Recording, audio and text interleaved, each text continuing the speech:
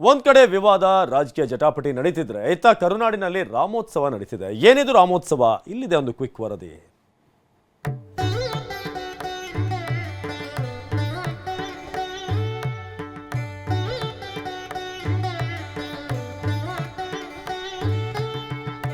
ಜೈ ಶ್ರೀರಾಮ್ ಅನ್ನೋ ಘೋಷಣೆ, ಜಯರಾಮ ಶ್ರೀರಾಮ ಅನ್ನೋ ಜಪ. ರಾಮ ಮಂದಿರ ಉದ್ಘಾಟನೆ ದಿನ ಹತ್ತಿರವಾಗ್ತಿದ್ದಂತೆ ಎಲ್ಲೆಲ್ಲೂ ರಾಮ ಜಪವೇ ಕೇಳ್ತಿದೆ. ಅದರಲ್ಲೂ ರಾಮನಿಗೂ ಕರುನಾಡಿಗೂ ಇರೋ ನಂಟು ದಿನಕ್ಕೊಂದರಂತೆ ಬಯಲಾಗ್ತಿವೆ.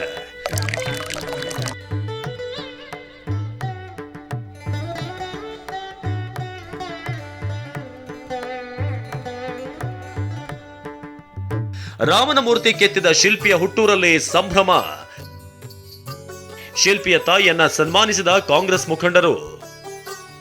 ಜನವರಿ 22ರ ಐತಿಹಾಸಿಕ ದಿನಕ್ಕಾಗಿ ಇಡೀ ದೇಶವೇ ಕಾತರದಿಂದ ಕಾಯುತ್ತಿದೆ. ಭವ್ಯ ರಾಮ ಮಂದಿರದಲ್ಲಿ ನೆಲೆಯಿರುವ ಬಾಲರಾಮನ ವಿಗ್ರಹ ಕರುನಾಡಿನ ಕಲ್ಲಿನಿಂದಲೇ ನಿರ್ಮಾಣವಾಗಿದೆ.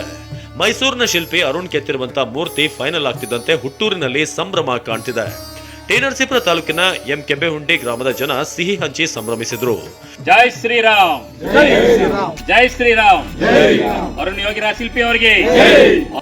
ಇನ್ನು ಮೈಸೂರಿನಲ್ಲಿರುವಂತಹ ಅರುಣ್ ನಿವಾಸಕ್ಕೆ ಆಗಮಿಸಿದಂತ ಸ್ಥಳೀಯ ಕಾಂಗ್ರೆಸ್ ನಾಯಕರು ಅರುಣ್ ತಾಯಿ ಸರಸ್ವತಿ ಅವರನ್ನ ಸನ್ಮಾನಿಸಿದ್ರು.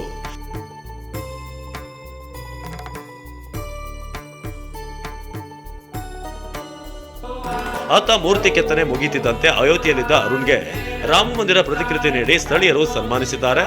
ಸನ್ಮಾನಿಸಿ ಬೀಳ್ಕೊಟ್ಟಿದ್ದಾರೆ.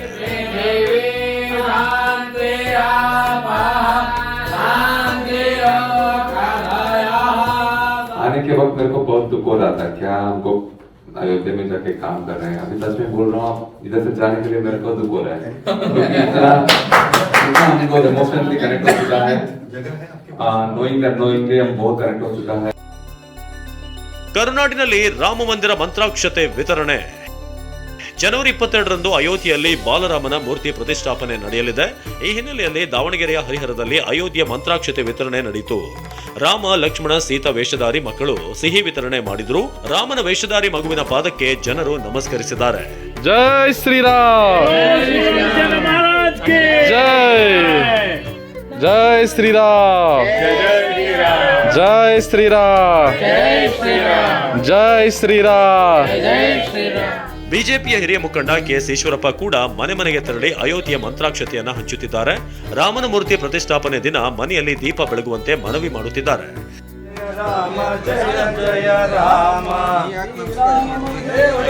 ಇತ್ತ ಬೆಂಗಳೂರು ಗ್ರಾಮಾಂತರದ ದೇವನಹಳ್ಳಿಯಲ್ಲೂ ಅಯೋಧ್ಯೆಯಿಂದ ಬಂದಂತ ಮಂತ್ರಾಕ್ಷತೆಯನ್ನ ಮನೆ ಮನೆಗೆ ಹಂಚಲಾಯಿತು.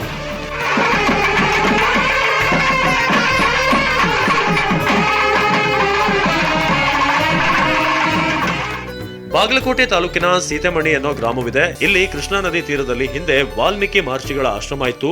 ಇದೇ ಆಶ್ರಮದಲ್ಲಿ ನೆಲೆಸಿದ್ದ ಸೀತೆ ಲವಕುಶರಿಗೆ ಜನ್ಮ ನೀಡಿದಳು ಅನ್ನೋ ಪ್ರತೀತಿ ಇದೆ. ಇಂದಿಗೂ ಇಲ್ಲಿ ಸೀತಾಮಾತೆಗೆ ಪೂಜೆ ಸಲ್ಲಿಕೆ ಆಗ್ತಾ ಇದೆ.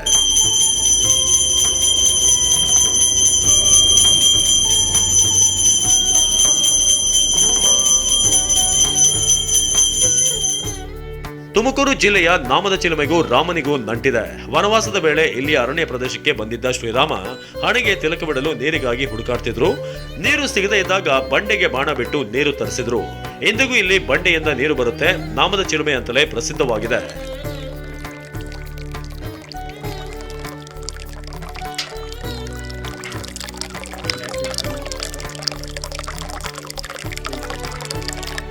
ಕೊಪ್ಪಳ ಜಿಲ್ಲೆ ಗಂಗಾವತಿ ತಾಲೂಕಿನ ಅಂಜನಾದ್ರಿ ಹನುಮನ ಜನ್ಮಸ್ಥಳ. ರಾವಣನ ವಿರುದ್ಧ ಯುದ್ಧ ಮಾಡಲು ರಾಮ ಇಲ್ಲೇ ತಂತ್ರಗಾರಿಕೆ ಮಾಡಿದ್ದ ಅನ್ನೋ ಪ್ರತೀತಿ ಇದೆ.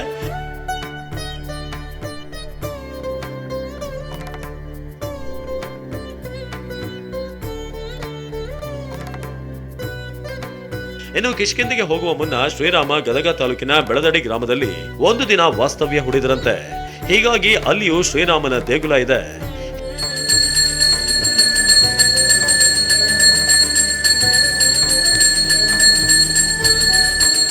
ಹೀಗೆ ಕರುನಾಡಿನ ಜಿಲ್ಲೆಗಳಲ್ಲೂ ಕೂಡ ಶ್ರೀರಾಮನ ನಂಟು ಕಾಣ್ತಿದೆ. Bureau report, ಟಿವಿ9.